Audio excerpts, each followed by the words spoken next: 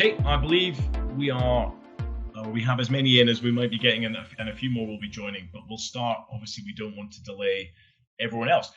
Good afternoon. Welcome to the webinar, The Impact of Generative AI on the Future of Work. It's hosted by jobs.ac.uk, and my name's David Cummins. I'm the Executive Director at the Virtulab, and I'm going to be hosting today's session. We've assembled a fantastic panel to discuss this trending topic, and I hope to explore us on the impact of generative AI and what it has on the world around us, and what we can do as both institutions and individuals to utilize this tool ethically within the workspace. The panel and myself have actually prepared prior to this and had a fantastic discussion. So there are some differing debates or debating opinions on certain aspects, and I think that's useful. There's no one answer to any of this, but hopefully we can collectively as a group paint a picture that helps you move forward, and probably indeed ourselves. There are various forms of AI. So maybe just to start, what is generative AI? It's specifically focusing on text, images, and other media. ChatGPT would be a great example of just one of them. So prior to starting, I'd like to tell you a little bit more about myself and invite the other panelists to do the same. I'm a former RAF pilot, flew aircrafts such as the Nimrod and latterly Predator and Reaper drones, before leaving the RAF in about 2012 to become head of operations for a Swiss-Swedish drone manufacturing firm, and then establishing the Virtulab in 2015 with a focus on digital transformation. Always been very interested in tech innovation, and you'll get that as we move through. Now, let me allow some of the other panelists to introduce themselves. Tiffany St James, you're up. Thank you so much, and great to see so many of you here today, and thank you so much, Dave. I'm Tiffany St James. I'm a digital strategist and a transformation coach, and I help very large businesses through my consultancy Transmute to embrace change. And for that, of course, you've got to look at emerging technology as well as the people skills to be able to embrace emerging technology and see where it's useful for themselves and their businesses. So I teach generative AI to agencies. I've got a mastermind in Web3. I help governments and large businesses set their AI policy, and I'm delighted to be here to be able to share some of that with you here today. Thanks so much. Brilliant, thank you very much, and over to you, Anne Wilson.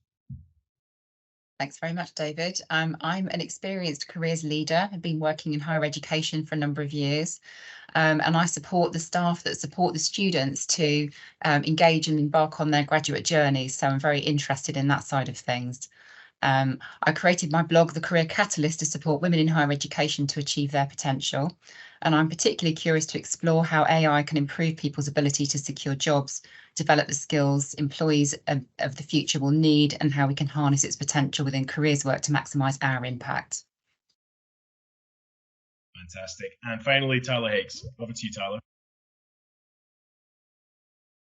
Hello, yes. Hi, my name is Tyler. Thanks so much for having me. I am an entrepreneur and work in marketing and content. I run a company called Optimist. We work on content marketing and growth strategies, primarily for technology companies, startups, and software companies. And so, we have been discussing generative AI and AI applications within our industry and within marketing, basically since the day ChatGPT was released, and having those conversations with clients and with our team and trying to learn the best ways that we can and cannot use the technology from a business perspective. Brilliant, thank you very much. And an apology, I think AI has had a little bit of a technical hic on some. So you may see some cameras are not functioning on the call. I apologize for that, but hopefully the faces that we have will be entertaining enough. We have a list of topics and pre-selected questions from you, the audience, that's submitted before the webinar. But if you are watching this live and like to ask a question, and hopefully you do, please click the Q&A button on the top right-hand side of Microsoft Teams, enter your question, and we have made additional time at the end to go through those questions and answer them. So please take a chance to do it. Otherwise, you've got to listen to my voice more and more. So I'm going to dive straight into some of the questions. And first one. Should generative AI be embraced in the workforce? And I'd like to start by saying there's a fantastic quote from Bill Gates where he said there are two types of business. those on the internet and those that will be out of business in 5 years. And I propose, before we start this one, a similar point. There are two types of business: those that will play with AI and those that will be dead by the wayside. And if that's what the employers are doing, what must we do as well to embrace it? So I'd like to jump across to Anne first. How can humans still be relevant in the advent of generative AI? And how can the two collaborate? Thanks, David. I've been doing some interesting reading about this topic, and I think one of the things that's important to understand is that people's identity is often bound up in the work that they do. So there is a risk that some jobs could be hollowed out and become unfulfilling without employees being involved in their redesign. The Pisarides report, which I'll put a link into later, which was published just recently, which looked at what drives UK firms to adopt AI and robotics and what are the consequences for jobs, was quite an interesting one. In summary, organisations are succeeding in the adoption of new technologies are those that are invested in upskilling the workforce and involving employees in redesigning job roles to create good work. So where this happened, firms report the net impact on both job creation and skills is positive, and the readier firms were to adopt AI, the better the outcome. Where they're not prepared, the impact may well be detrimental to job quality. On the positive front, of course, some automation of dull, repetitive tasks could free staff up to engage in more interesting and meaningful work. And then also another report that's worth noting, the McKinsey report, the State of AI in 2023. Users of generation AI can be nearly anyone. You won't need to be a data scientist or machine learning expert to be effective. So some roles will be more rewarding as resources shift to focus on high-level skills that humans have. There was a particularly interesting example in an edition of Forbes recently by Vinay Bhaskara, in which the context of work of my area of work, careers and counselling, could be really valuable in saving time and the resources of staff who are often overwhelmed with very high demand from students. And in the case of the US, counselling also covers well-being, as we might describe it here. And obviously that's been exacerbated as a result of the pandemic. So counsellors can often themselves burn out as they get increasingly weighted down, not only with the numbers of students that want to be seen, but also large amounts of admin. So in the US, AI counsellors have created and have been able to supply a great deal of information and practical advice in a very sophisticated triaging system. That means they can respond 24/7 to inquiries from parents and students who really like this system. The system's also been set up so it can answer questions in different languages and identify and prioritise the students who most need help. And the AI system, which is called College Vine, in case anybody wants to take a look, is currently used by 2 million students. But essentially what it means is the counsellors are freed up to use their very extensive interpersonal skills for one-to-one work and guidance and counselling. And the system works to identify those students most in need of help so they can provide support to those students, but also have some of the admin supported by the system at the same time. So in that collaborative space, it can work really, really well, I think. No, that's useful. I like the idea as well of upskilling, something we talk about in every other form of business, and I don't hear much yet on AI. I guess, Tyler, Tiffany, do you see any opposing sides to that argument? Do you see where the collaboration might fail? Yeah, I mean, I think in our experience of using generative AI, I think the first reaction for most folks is always that it is sort of a mind-blowing technology, and just the fact that we have, what is essentially a chat bot that can, generate content that sort of seems passable. I think what we've learned over the last year or so, having worked with it and sort of studied how we can use it extensively, is that there are still some limitations ultimately.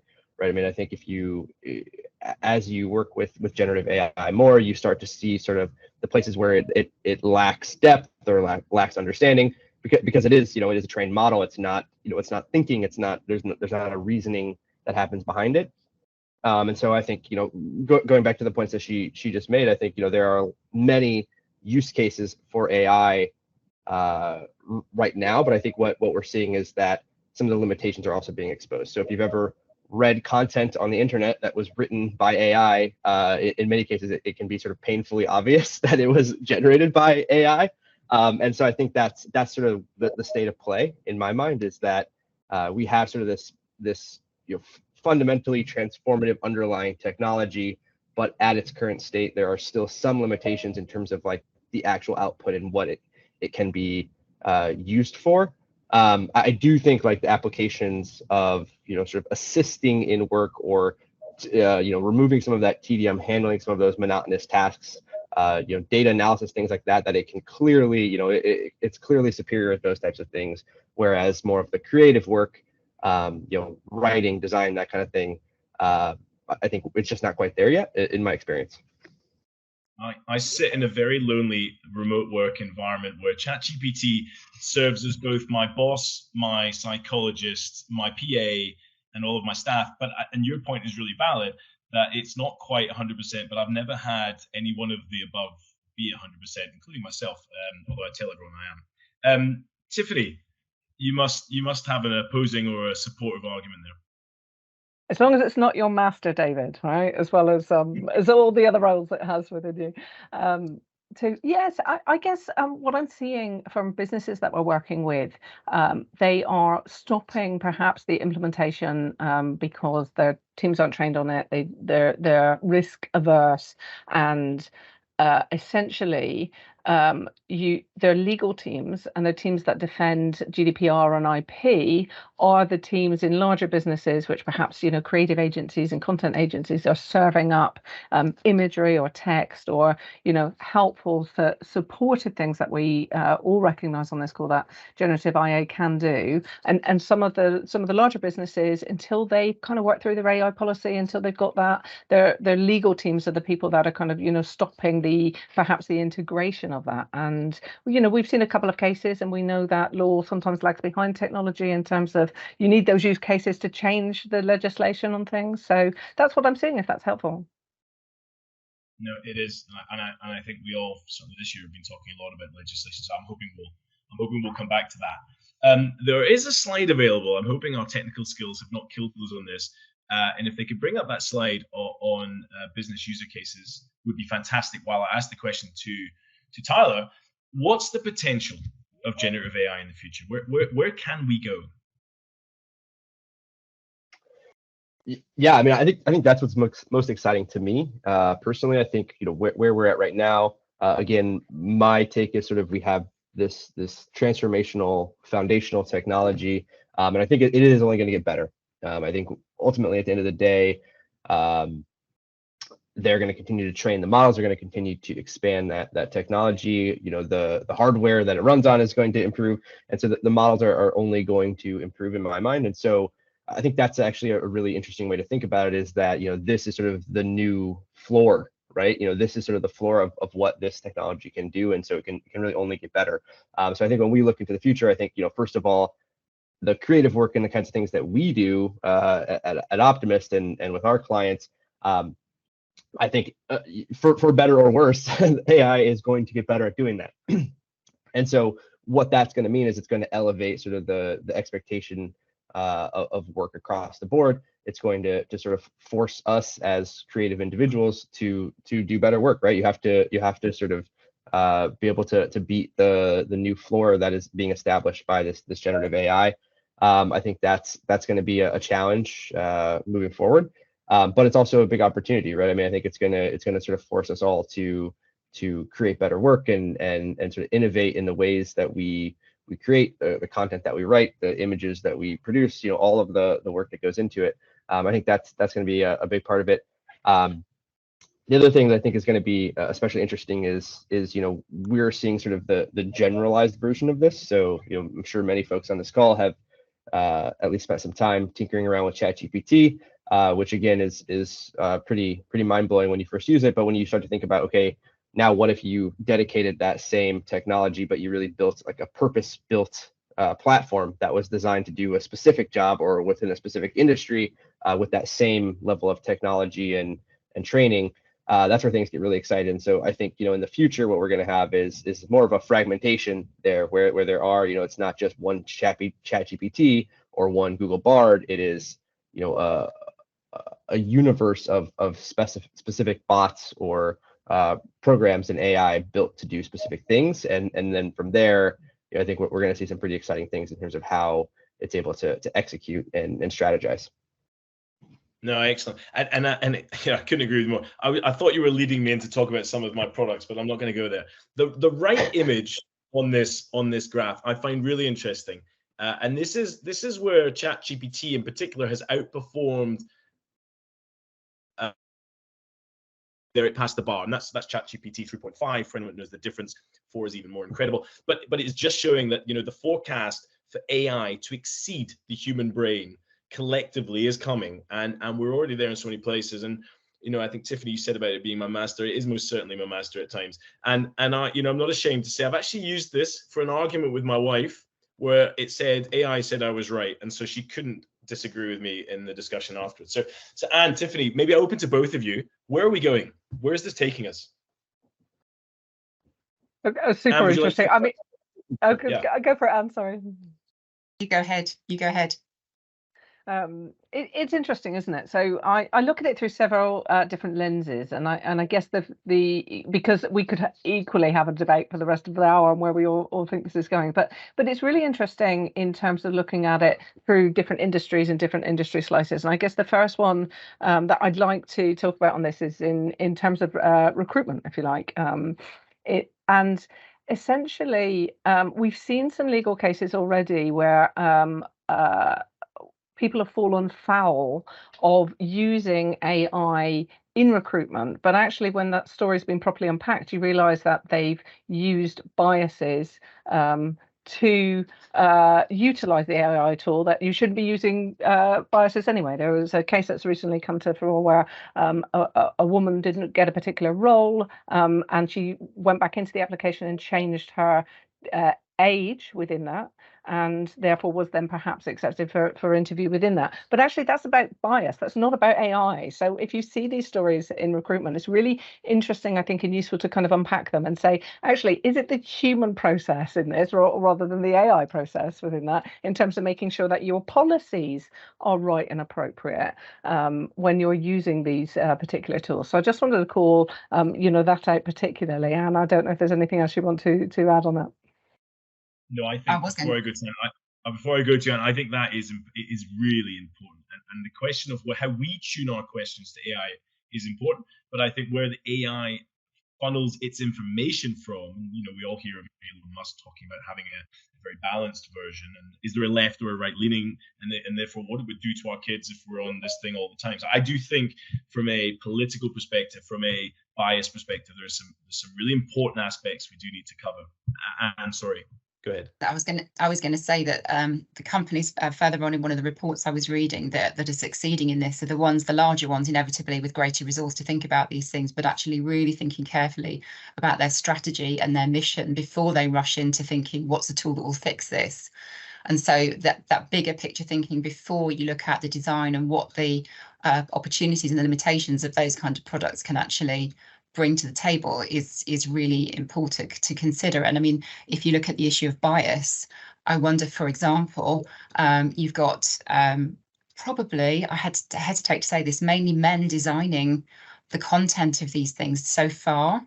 So there is maybe a role in looking not only at your own ethical policies and your strategies and following procedural requirements in order to be watertight, to use Tiffany's example of recruitment and selection, but also thinking about, if you've got people populating the content, who are the contributors to that as well? And can I ask you a second point? And just while we're on this, so we're talking about, we're talking about skills of people adding in. What are the future skills that professionals will need to be trained on from learning and development perspective within AI? Well, I looked into this. It's quite interesting to sort of tease out where the areas are, and there are different reports churning out more or less the same kind of general skills. So I would divide them into both the people skills and then the more technical ones. So broad consensus on areas around the need to be creative, analytical and critical thinking, emotional intelligence, interpersonal communication, flexibility, self-confidence, self-motivation and wellness. So I think it's quite interesting that a number of those are focused very much on the human being skills, the interpersonal skills. I'm not using the word soft skills. I don't agree with that term. It brings out a violent reaction in me, but those skills that make it possible to work with technology and humanize it and actually present the human side of the experience on the one front. which I have to say is an interjection here, good news for arts graduates, because they are getting such a panning at the moment in terms of don't waste your time doing an arts degree, you're good for nothing. Many of the skills that those arts graduates are developing are going to be highly valuable in this AI world as we go forward. On the technical skills, the list looks more at areas around digital literacy, data literacy, linguistic literacy, AI enhanced creativity, the ability to customize your own learning experience using AI tools, voice text interaction, and ethical awareness and AI prompts. And then the kinds of things that are going to be in relation to the things that will enhance workers' abilities to work more efficiently were mentioned: familiarity with things like programming languages, machine learning algorithms, deep learning and neural networks, and data engineering. So those with some of those skills will enhance their employability. But I think one of the most enlightening comments that I read was by the Keenan Institute of Private Enterprise, who says, you won't be replaced by AI, you'll be replaced by a person with AI skills. People fluent in Gen AI will be more creative, efficient, effective, and learn faster. So back to the point we were looking at earlier on about, well, people need to up their game essentially in terms of what AI will eventually be able to do. I like that. I like that a lot. I'm going to quote you. But before I move on from this sort of section, Tiffany, you briefly touched on this. Could AI help in detecting the actual skills of a person and thus helping matching the role? So again, a lot of people out there that are watching this are going to be writing CVs, they're going to be reading job specs, and they probably know that AI, before AI, a lot of systems were there to scan those CVs before they even got read by a human. So how do we match that now? What can the people watching this do today? Yeah, there's something everyone can do today, which I think I'd just love to be able to share with you. So thank you for that, David. So imagine that you need a particular person. You put out perhaps your job advert, and you get 300 responses to that. We should be so lucky, but you have that, and then you're like, oh my goodness, how do I start to navigate this space and to be able to go through them? So one of the functionalities, and I'm picking particularly kind of ChatGPT and its 4 version, is that lots of people are developing interfaces and plugins, a front end, if you like, to ChatGPT that allows you to do different things with a large language model. And one of those is to interrogate spreadsheets. And I just think this is really useful for you all. So I will absolutely be very clear that you should never upload any personal data into ChatGPT. But if you have a spreadsheet perhaps of your potential candidates, you've got the opportunity to search and replace the names, so it's candidate 1, candidate 2, whatever. You can upload something like that into ChatGPT without the personalized markers within that, and then chat with that spreadsheet. So for example, I need people with 3 years machine learning experience, for example, who perhaps has that level of experience. So anyone today can do this, and I just wanted to share that use case with you.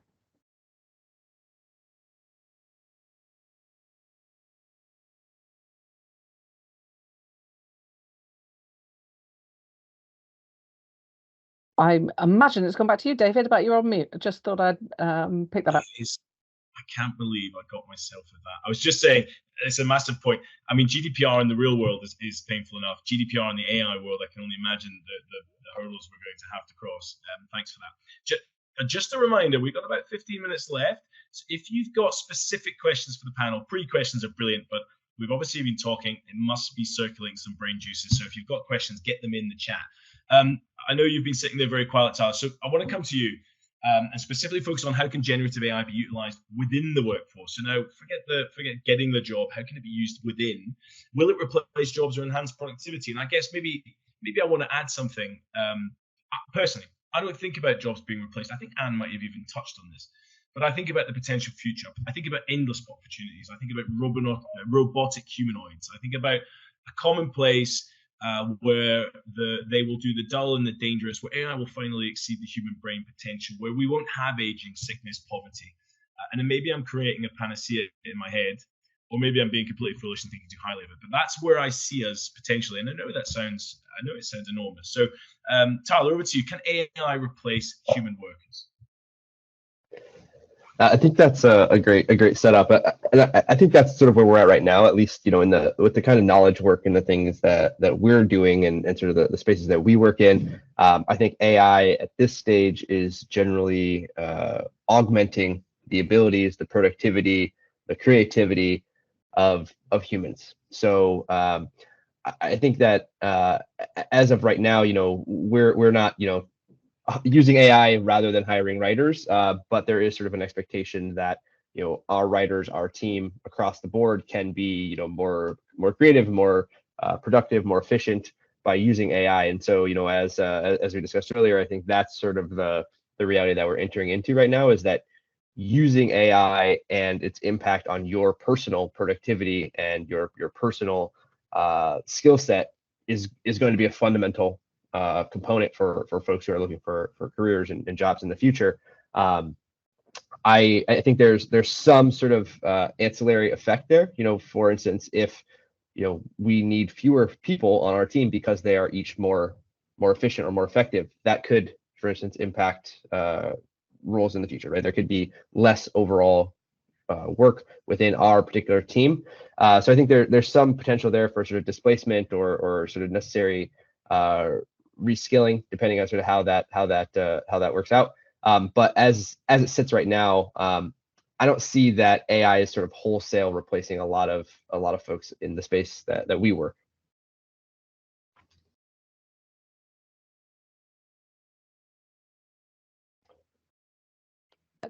Dave, just to let you know, you're on mute. Thanks. I'm not muting again. That is it for the last. That's the last time.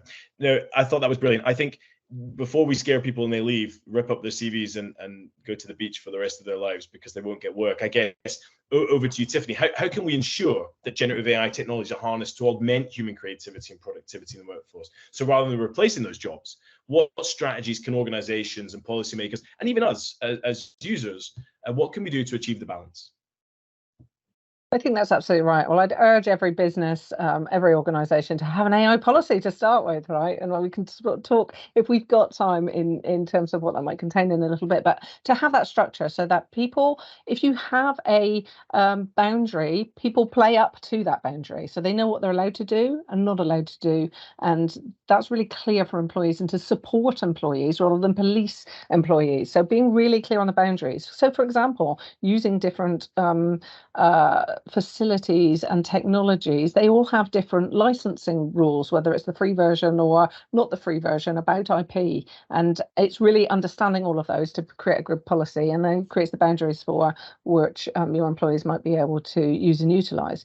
But then it's really looking at two things, really. It's looking at, training your teams effectively so they can get the most perhaps out of those tools. But in terms of kind of, working well with these tools, I mean, look at the bottlenecks in your business or your organization that are perhaps manual or do perhaps take time, or could be better assisted by problem solving. You've got the opportunity to use some of these tools as a research buddy, if you like, as not a content generation, but ideas for content, as a way of being able to either create mood boards or ideas for some of the things that you might be able to come up with, and then enabling those facilities. You've now got chat with video, chat with PDF, chat with spreadsheets. Using these tools will free people up to actually do the deeper problem solving and creative and critical skills that are really needed to drive businesses forward. And as we said at the very start, or you said at the very start, David, face some of the real world problems that we're all up against too. So thank you for that. No, brilliant. Now I'm going to go off script. I'm heading to the people watching for some questions, because we've only got a couple of minutes left. So hopefully I get some of the names right. But so first question, and again, I'll put this up to the first person that puts their hand up, but let's debate these. So apart from all the excitement and potential generative AI can bring, what would happen about moral aspects of making decisions? For instance, medical decisions. And I guess what we're talking about, particularly a doctor sitting with using or utilizing ChatGPT as opposed to what's in his head or the knowledge from previous books. So Tyler, you've been quiet. Maybe you could jump in first. Yeah, I mean, I think that's one of the fundamental barriers that we haven't really solved. I think that, and I think Tiffany was mentioning, many companies, for instance, are sort of backing away from using AI, especially for very critical business functions, because there is a lot of ambiguity around things like legality and morality and some of these trickier questions. And so I think, again, going back to the question before of, what is the role that AI plays within the workplace, and is it sort of making decisions, or is it sort of augmenting decisions? I think at the time right now, because those questions still loom in almost every case, it's going to have to be AI augments an individual's ability, but a human still needs to be responsible for making those types of judgment calls. And so I don't know that we know what that looks like moving into the future, but obviously there needs to be some kind of a framework that becomes developed to address those challenges. Brilliant. Maybe from then the practical perspective, Tiffany, because I guess a bit like myself, you're looking at digital transformation. What do you think? Where is the boundary here? Yeah, it's really interesting, isn't it? And I'll go back to the case where Italy banned ChatGPT and then reneged on it. But what they did do then is set up a task force to look at actually some of the issues around, their version of GDPR, if you like, and to be able to cope with it. And your question here in terms of the morality and the medical stance, and what I would say is that actually there should be some rules put around the types of technology and use by humans, and a task force should be, put together to look at actually where and how it might be used in those certain contexts. And I imagine many different medical institutions are doing that separately from each other, but there's benefit in really being able to look at a group of people to be able to look at this from very different points. One of the points that was raised in the chat is about bias, and we have to look at actually people from different dispositions, from different cultures, to be able to make some of those decisions. Just how complex it's been in driverless cars and using AI to make those life and death critical decisions, and how difficult that's been, and I imagine medical even more so. Absolutely. And maybe you could give us a twist from a sort of recruitment job perspective in academia. How does that, where are we drawing the lines there? Where are we saying, well, this is okay and this is not okay? Using the thesaurus in the dictionary, well, that's absolutely fine. But ChatGPT, well, we don't want it. It's an interesting one. Certainly the Russell Group, as a group of universities, have created a policy and a framework. And then within that, individually, each institution is grappling with what that means, because within that overriding policy, individual subject disciplines will have very different perspectives on the use of AI and what's acceptable and what's not acceptable. So universities have spent a lot of the summer, I think, in heated debate, both with students and each other, about what is fair, what's acceptable, what's okay, and how can you support the inevitable use of AI and harness it whilst actually staying within the kind of rules and not supporting plagiarism. And that applies equally to graduates applying for jobs as much as it does for students in taking exams or submitting coursework. No, I think it's a fantastic question actually as well, because I think you can, when we listen to mainstream media these days, I think we are often painted a very bleak view. There's opposing views, there's legislative views, I think there was a piece in San Francisco trying to get the driverless car off because there'd been an incident. I think sometimes we can stand in the way personally of our own development, and I think listen to people like Peter Diamandis, listen to people like Elon Musk, and they're telling us the world is very rosy. And I think we may have missed the opportunity to really legislate on some of this stuff, but I think sometimes we have to embrace change, and I think we've all agreed with it. No, fantastic question. We've got time for more. Hi. In what ways do you think AI will impact on certain jobs? For instance, will it have a major impact on academia, such as lecturers? Will it have jobs in the future? So I think that's useful. And again, maybe I'll keep the same order. And I think we could probably look in our own spheres and maybe beyond. But where's the biggest impact coming? If you've got a young child now, and I've got two in university, where are you warning them not to go? And where are you encouraging them to go with what's on the horizon? So maybe over to you, Tyler. Yeah, I mean, I think, again, one of the things that we've talked about several times, but I think, learning to use the technology is sort of a fundamental job skill in almost every career path at this point. I think that what we're going to see in our space is that, as I said, I don't think it's like a wholesale replacement kind of situation where people are going to be, out of work because of generative AI, but I think that there's going to be more fierce competition, right? So I think the skills and the expectation for folks in our space, again, content marketing, writing, design, those spaces. I think the floor of the skills that you're expected to have, and the type of work and the level of work and the quality of work that you're able to produce is going to be elevated. And so I think that's really the main thing. I don't really have like any particular career paths that I would say avoid that at all costs within our space. I think there's still going to be room because it's fundamentally creative work. I think that we're still a ways off from generative AI like replacing that work wholesale. I think that the advice that I would give is just embracing that AI and figuring out how to use it as part of your skill set and part of your workflow. Thanks. And Tiffany? Yeah, it's quite interesting, isn't it? I refer to this as brittle careers, ones that we think are susceptible. And the World Economic Forum did a great report very recently, and classified that actually there'll be 25% job loss. Goldman Sachs said the same thing, but also that actually there's 22% job creation. So there's going to be a shift, isn't there, in terms of skills, and we expect perhaps more administration roles to be supported by AI, but not to go entirely. But the more creative aspects, of course, we know even we talked a little bit about ChatGPT, but the Midjourneys, the DALL-Es, the image making, and the huge furore there is in Hollywood about the replacement of actors with AI tools and such like. We'll see. And my daughter's about to take games art. I consider that perhaps a brittle career because I think actually generative AI will be able to help with that. I'm not going to discourage her from studying that because the discipline of understanding where it is today, I think, will always help her go forward. But I think it's useful for people to have an eye when you have perhaps younger children and you're encouraging them, looking at actually, as Tyler said, in support of Tyler, get a grips with all of these tools. But there will be careers that are more brittle than others. I'm looking forward to our coffee even more now, Tiffany. My daughter's just started the same course in Brighton. Anne, over to you. What's your thoughts?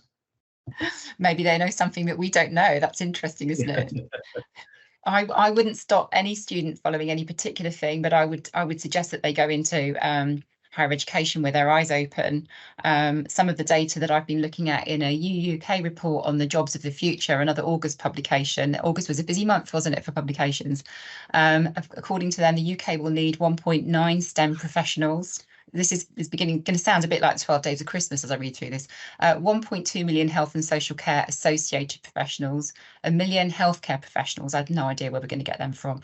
1 million teaching and education professionals, and globally 3 million more jobs for vocational education and teachers and university higher education teachers by 2027.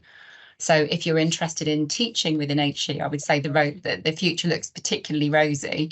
I think it's true to say that the impact of AI probably will impact more on professional level roles, and that's perhaps something that we haven't been used to before. It's been typically manufacturing and more practical roles that have been affected by major changes in technology coming along. So it's interesting that this will create some nervous reshuffling and hopefully some co-creation and adaptation of roles and improving things as time goes on. Couldn't have said it better. The future is rosy. I think what technology is in front of us, I think we are living in the best time this humanity's ever given any humans. I get really excited. I have to apologize to those who have sent questions. We've run out of time. So we're coming to the end of the webinar. Now, to wrap up, I'd like to invite each of the panelists to just take 30 seconds, provide one insight or one tip from today's session, or just generically that you want to get across to those watching. So I'd like to start, if I can, with Tiffany. Thank you so much, David. Very short and very briefly, use it, play with it, understand its limitations, understand its data set stopped, at 2021, understand that you should not put personal data within it. However, play with these tools and start to use and utilize them and understand how they will help you. Many people here, even from the chat, I can see already are, but if you're not yet, I'd strongly encourage you to do so. Brilliant. And Anne? I would echo that very much, Tiffany. Have fun. You can have hours of fun in the playground of AI and the different tools. I've put in a couple of my blog posts. I experimented with it to have a go at writing an elevator pitch, for example. I tried to present that. I said, create me an elevator pitch using a persuasive tone, which would be seriously distasteful for anybody of an introverted nature, but I loved it. So there's a lot of fun. Do literally roll your sleeves up and get stuck in. Don't get left behind. Be one of those people who is able to adapt, be curious, and keep learning as AI continually evolves, because it's going at such a pace. We can't afford to ignore it. I cannot agree more. I wrote a letter written by Snoop Dogg on ChatGPT this week, and that was extremely fun if you get a chance to do it. Tyler, your closing thoughts? I love that. I want to read that letter, Dave. I think we're all sort of thinking the same vein there. I think, using ChatGPT, it's sort of a fundamental skill, but I think we can even take that one step further and talk about the opportunity that it creates for individuals who are really passionate or interested in AI, because I think what we discussed here is that there's sort of this endless potential opportunity ahead of us in terms of using AI. And so the folks who really learn how to master that, there's a very lucrative path there. There are going to be many careers built around, how do we leverage this? How do we integrate this into our systems? How do we get our people to use it in an effective way? And so I think learning, again, sort of melding that human and technology together and being that person who brings those two pieces to the puzzle, I think is a huge opportunity for anyone who's actually interested in that as like a potential career path. Brilliant. And for me, look, I'm sure the people on this panel are probably a great starting point. So you should be on LinkedIn following each of these panelists. They've clearly got expertise and something to say on the topic. But if you're anything like me and you find yourself scrolling the internet for motivation, you will find endless examples of AI. And in fact, you can't keep up. I sat on a training course and I used AI 100 times a day, and I found out at least 10 new things this week, and they will continue to evolve. So again, just get on there and play with it. I believe the significance of AI will soon be rated on par, if not more, than the creation of electricity. I think what AI will do to this planet will be significant, and I would suggest each and every person watching this plays their part and gets involved. The recording of this webinar will be available next week on the jobs.ac.uk website. So if you'd like to recap any of the topics covered or share it in your network, please do so. Visit the website and follow jobs.ac.uk on social media. On behalf of myself and the jobs.ac.uk, I'd like to thank everyone for their time. And thank you for watching. Hopefully you'll find the information shared helpful. And I would say keep pushing boundaries and stay curious. Thanks very much, everyone.